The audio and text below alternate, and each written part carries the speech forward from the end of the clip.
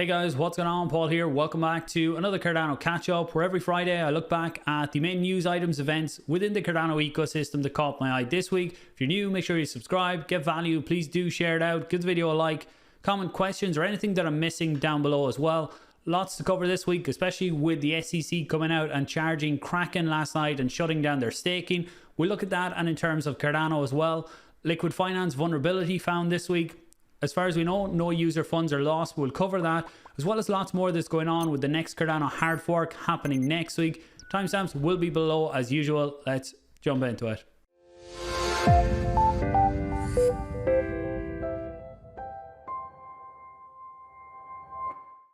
Quick look at what went out on the channel this week. So the usual Wednesday live stream with myself and Paddy from Shamrock Stake Pool.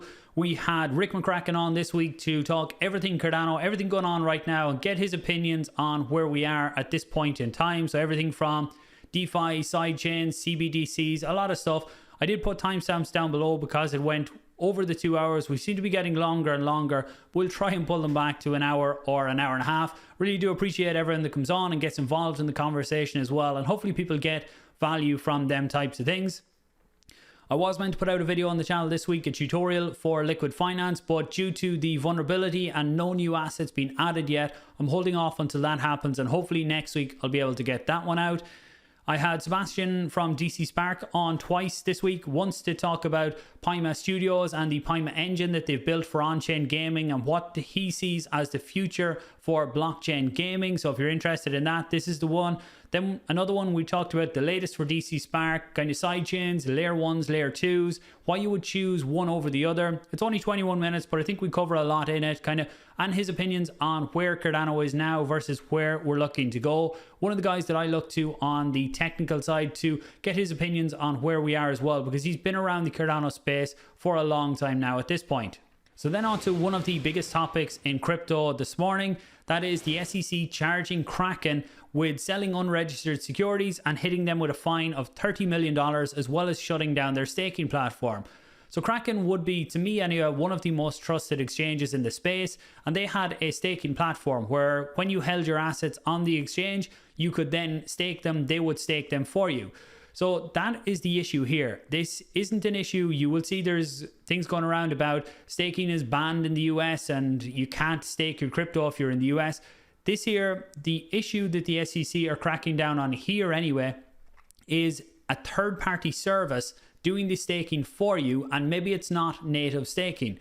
So there's a lot of mixed up stuff here, and it's definitely not the right way that things are being done here. And Hester Pierce put out a good response that we'll look at in a minute. But the key thing to take away in this is that if you are in the US, you're staking your ADA, you're doing it yourself, there's no issues here. If you're still holding your ADA in your wallet, one big thing here, when you look at all the examples of staking that they use, and Gary Gensler has an extremely cringe-worthy video out on staking, I'll show you some of that in a minute, then he keeps talking about where you're giving custody of your funds to someone else and they're doing the staking. If you are holding custody yourself and you are staking, like we do with Cardano staking, then right now there is no issues at all there. If that ever changes, you can be sure I will talk about it here. But right now, that your staking isn't impacted. And Cardano has a lot of advantages here. When you start to look at the narrative they're starting to build here, it's really tailored towards staking models like Ethereum, where you give up custody, and these enforcements I wouldn't say even are at that. These are at the platform above that. So there's lots of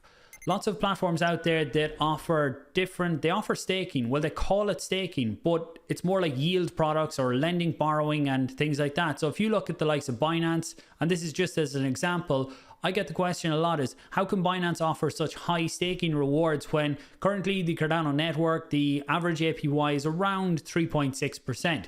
Now you could get epochs where it's 2 point something or 4 point something, but generally they average out. But you will see Binance offering 6, 7, 8% at times, even up to 10, 15, 20%. And people are wondering where that comes from.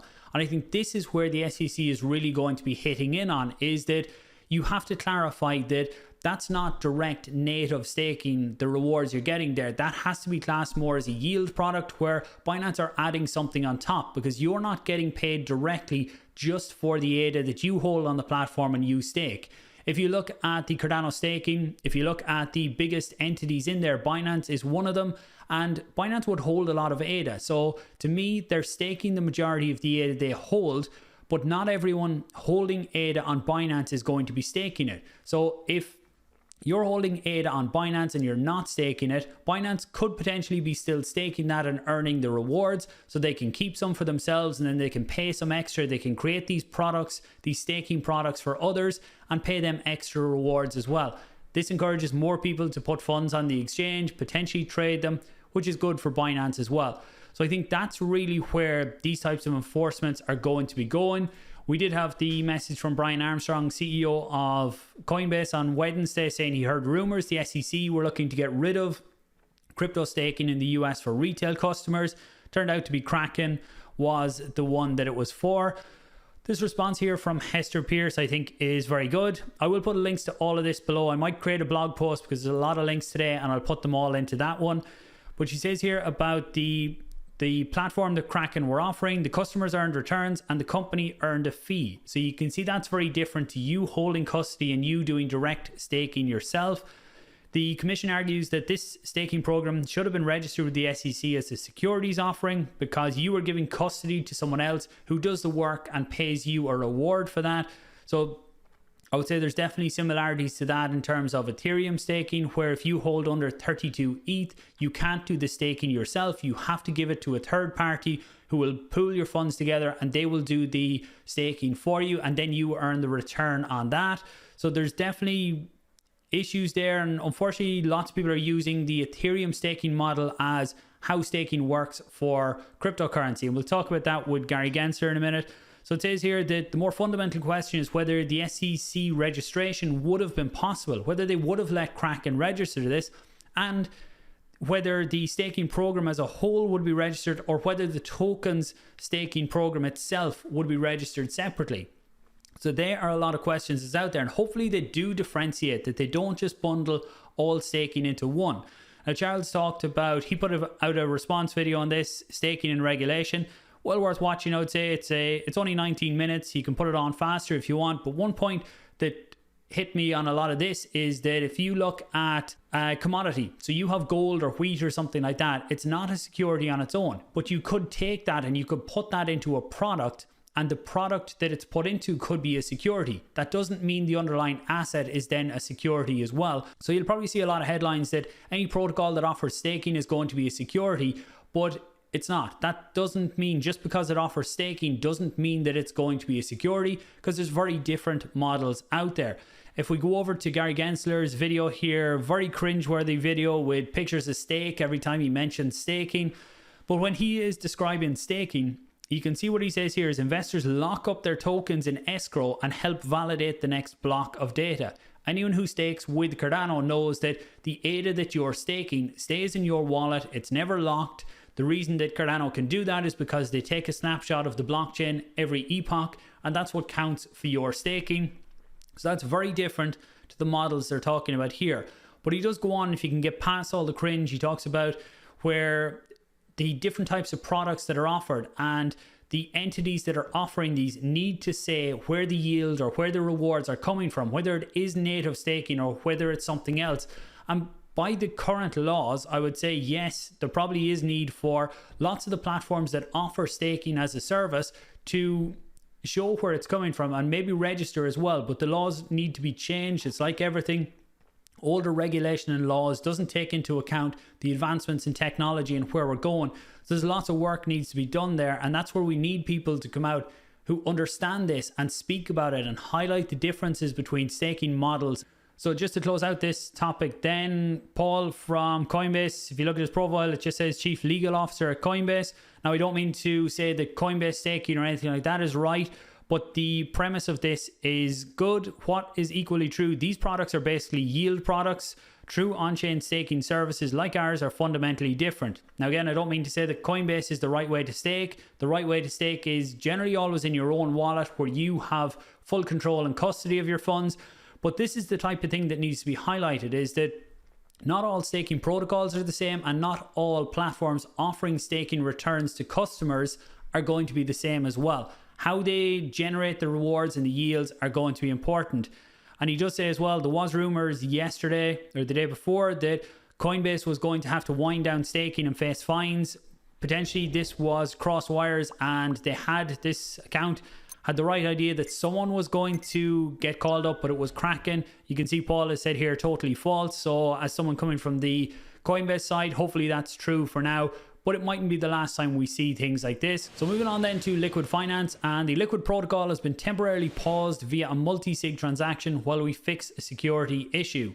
So during the week, we've seen the announcements that Liqwid was going to be paused. And if we look into the details of it here, February 8th, the Liqwid protocol core team was notified of a critical security vulnerability by the Vacuum Labs audit team. Freezing of the protocol was done using a multi-sig transaction. There was lots of questions about why or how they were able to freeze the protocol when it's a decentralized protocol.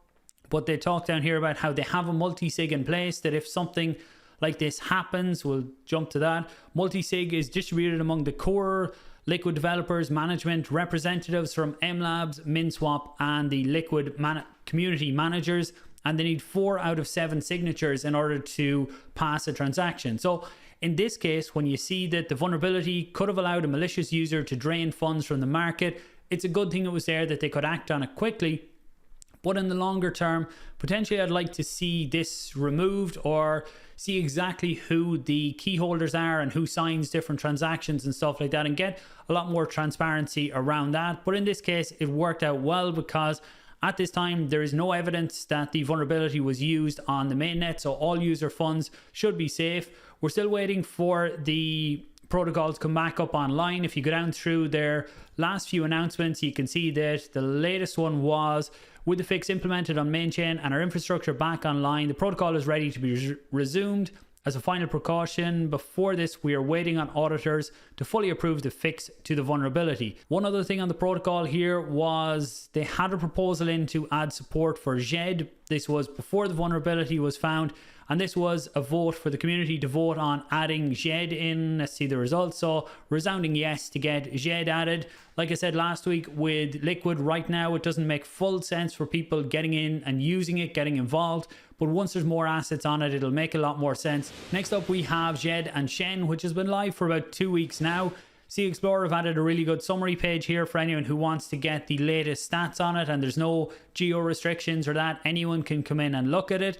So you can come in and see Djed on this side, currently 2.18 million in circulation, and Shen, there is 23 million in circulation. See the latest prices, the reserves, sitting at a ratio of 541% right now. At that, you can mint and burn both Djed and Shen. And then you can see down here, nice graph to show the Djed price, the Shen price, the circulating supply of both, and then the ratio. So you can see the ratio has been going down as more people put in Djed. But in the bigger picture, it's still a small amount of Djed that's in circulation. To me, that's... people don't want to convert into a stablecoin just yet, because you're waiting to see what the markets are going to do. With everything going on with Kraken, the SEC, maybe more people will be inclined to jump into stablecoins, because the market isn't just as bullish as it was last week. But we'll wait and see how that one plays out. So next up, we have the IOG announcements about the hard fork that's happening next week. It is a go. This one was about the testnet. Actually, tomorrow the testnet will be hard forked and the environment changed to version 8. I covered in this, I think last week or maybe the week before, about what it's going to be. The upgrades that are coming are about cross-chain and making it easier for developers to build cross-chain dApps with Plutus. New cryptographic primitives are coming in. There is articles on that. I will add them down below for people who want to check it out. And actually there was an announcement here in the SPO group, and I'm sure it's going to be a public one fairly soon. IOG is pleased to report that the now Valentine, the new name for this hard fork is Valentine because it happens on the 14th of February, is going to go live on 14th of February, and everything looks to be good in terms of the node version. So the node version has to be at least 1.35.4. Recommended is 1.35.5. It was originally going to be .4, but what happened probably 2 weeks ago now with the part of the network outage for a few minutes, then they brought in the fixes on that, and they are all included in 1.35.5. Another article I'm not going to read through here. I will probably do a dedicated video on Ouraboros Genesis. This is how Cardano is going to change coming into the future. You can see Ouraboros Genesis is a proof of stake blockchain protocol that extends its predecessor Ouraboros Prowess. So Prowess is what we have now. Genesis is where we're going. Anyone who wants to jump ahead, I'll link that article down below, as well as Surash, who has done a really good thread on this as usual. He breaks it all down in terms of what it's going to be and how this compares to other protocols out there. Compares a lot of it back to Bitcoin and the security that Bitcoin has as well. So both of them will be linked down below. Other interesting things, if you want to check out, are how fiat-backed algorithmic stablecoins like USDA and Djed can benefit Cardano. So there's an article there from Mergo.